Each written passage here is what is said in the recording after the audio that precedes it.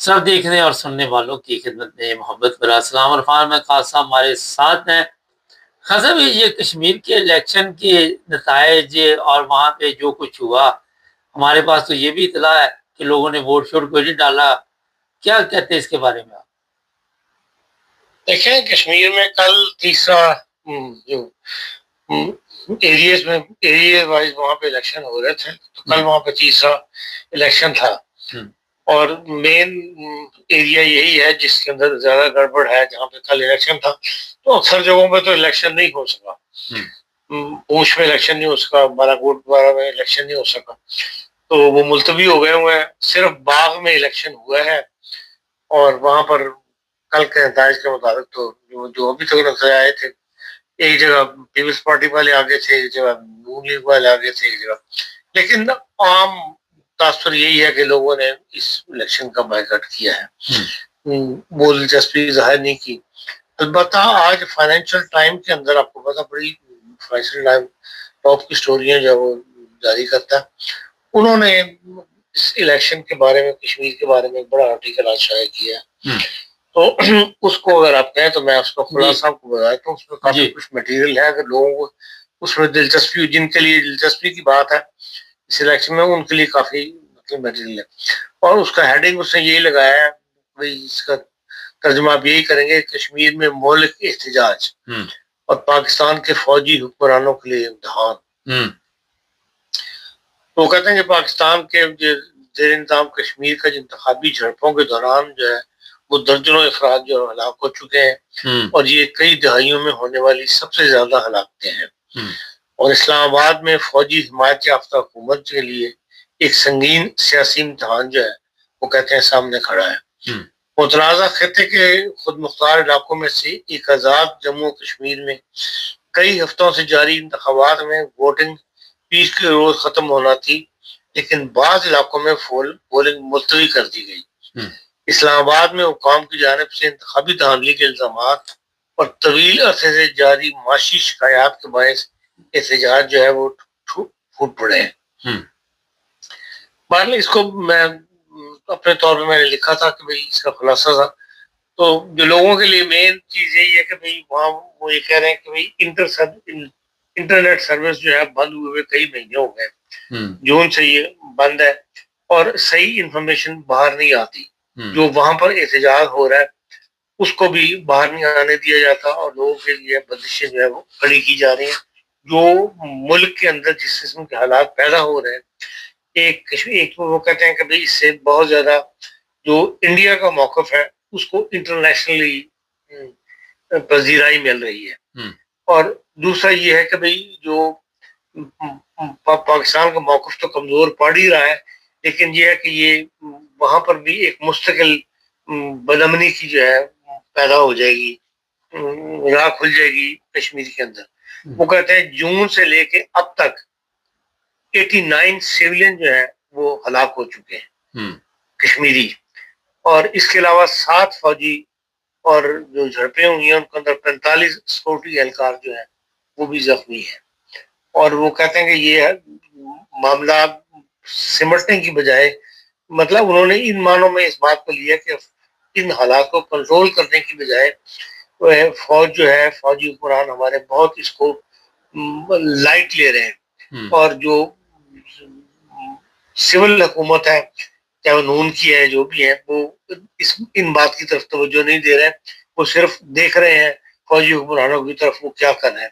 As a حکومت ان کو ان میں مداخلت کرنی چاہیے اور حالات کو بدلنے میں کردار ادا کرنا چاہیے. وہ اس طرف نہیں آ رہے، اور وہ کہتے ہیں فوج جو ہے وہ بھی جو ہلاکتیں ہو رہی ہیں اس سے ایک قسم کی لاپرواہ لگتی ہے.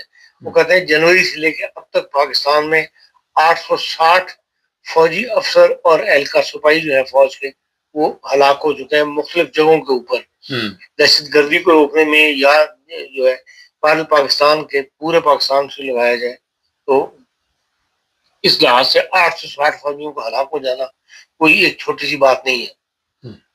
لیکن وہ کہتے ہیں اس سے نہ عوام پیسے ماس ہو رہے ہیں، نہ حکومت جو ہے وہ اس کو سیریسلی لے رہی ہے.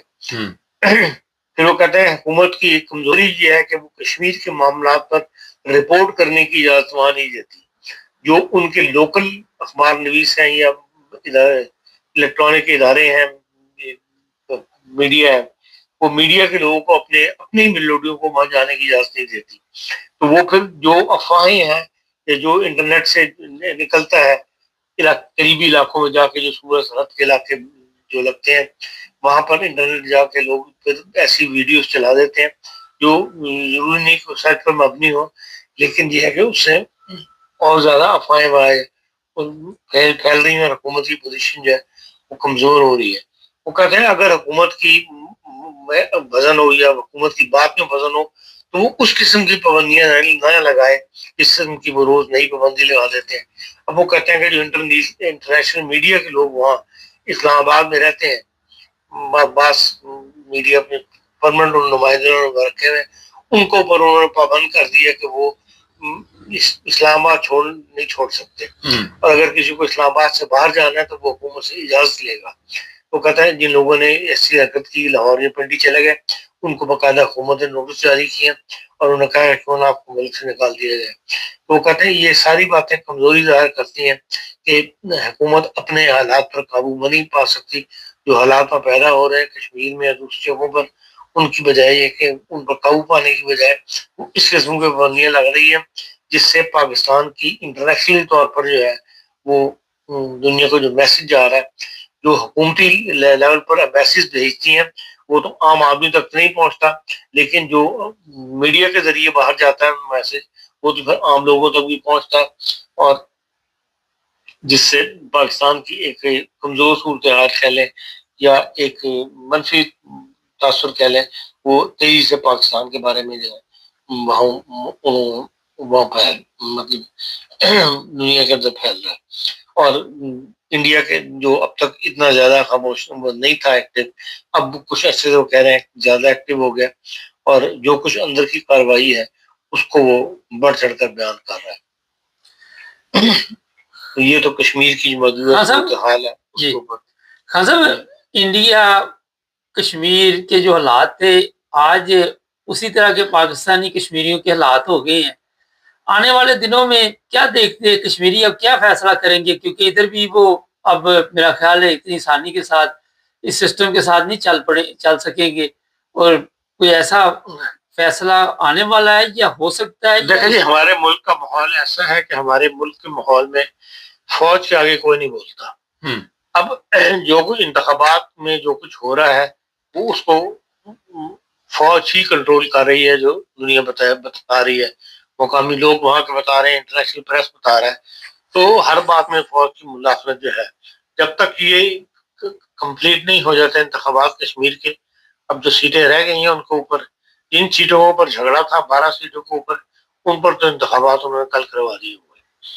اب جو چند سیٹیں رہ گئی ہیں پوچھ بالا کوٹ وغیرہ کے علاقے کی، ان کے الیکشن ہونے کے بعد ہی پھر اسمبلی مکمل ہوگی، تو پھر سامنے آئے گی بات کہ بھئی جنہوں نے یہ الیکشن کروائے ہیں وہ کس کو حکومت کس کے حوالے کرتے ہیں، یا کشمیر کے معاملے کو وہ کس طرح آگے چلانا چاہتے ہیں.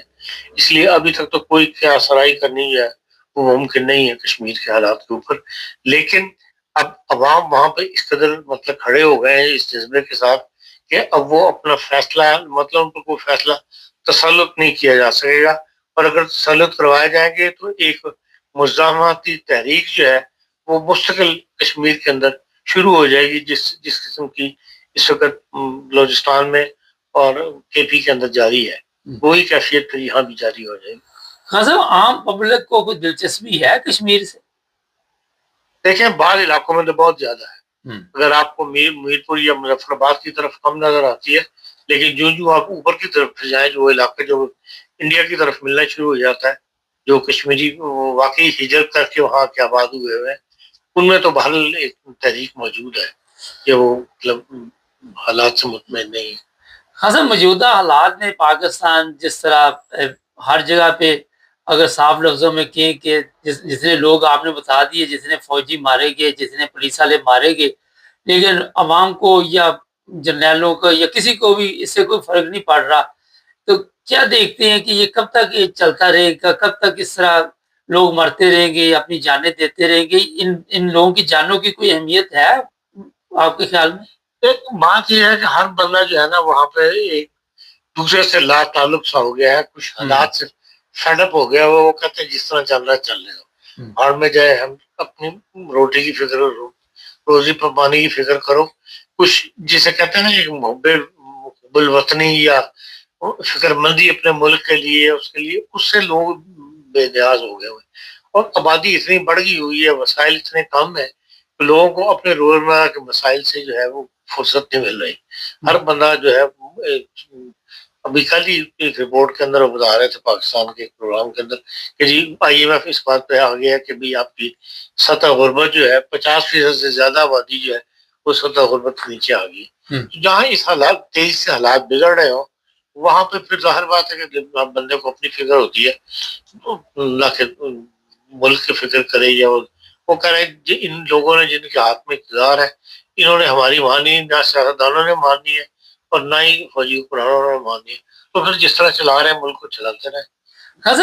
یہ پولیس اسٹیشن میں 2 لڑکیوں کی موت ہو جاتی ہے اور اب رپورٹ جاری یہ کروائی جاتی ہے کہ ان کی موت جو ہے مطلب وہ کہانی بیان کر کے پولیس اپنی نگرانی میں اکٹھے ایک ہی وقت میں دونوں کی موت ہو جاتی ہے، کوئی فرق ہی نہیں پڑا، کوئی بیمار ہوتا ہے، کوئی زخمی ہوتا ہے، کوئی کچھ ہوتا ہے، وہ اچھی بڑی ان کی ویڈیو چل رہی ہے۔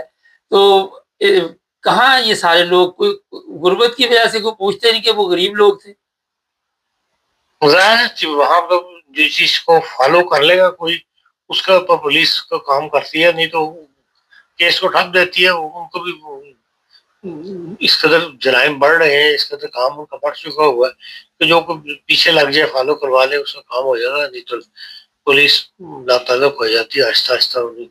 نہیں تو یہ تو پولیس نے سارا کچھ کیا ہی، پولیس اسٹیشن میں بیٹھی نظر آ رہی ہے، بعد میں کہتے دونوں ایک اچانک مر گئی، ایسے ہوتا ہے؟ ویسے پاکستان میں ہر چیز پاسبل ہے۔ پاکستان کے پولیس اسٹیشنوں پر جہاں پر ایک پولیس افسر جو ہے وہ گونگی کو تھانے کے اندر لے جائے، معذور بچی کو، ذہنی معذور بچی کو تھانے کے اندر لے جا کے اور اس کو ریپ کرتے، تو اس ملک میں پولیس سے اب کیا توقع رہتا ہے؟ جرمنی کی کوئی خبر خان صاحب؟ جرمنی کی چھوٹی چھوٹی خبریں ہیں۔ جرمنی میں سیاسی طور پہ تو شاید کوئی ایسی بڑی خبر آپ کو نام۔ اچھا ایک خبر ہے جی جرمنی سے، کل وزیر داخلہ نے اعلان کیا ہے کہ جو لوگ جرمنی میں سیاسی پناہ والے اٹلی اور یونان سے آئے ہوئے تھے ان کو واپس بھیجا جائے گا۔ ہاں صاحب آپ کے پاس ہے اس کی تفصیل یا میں بتا دوں؟ آپ دے دیں اگر آپ کے پاس ہے۔ چلیں بہت شکریہ خان صاحب کا۔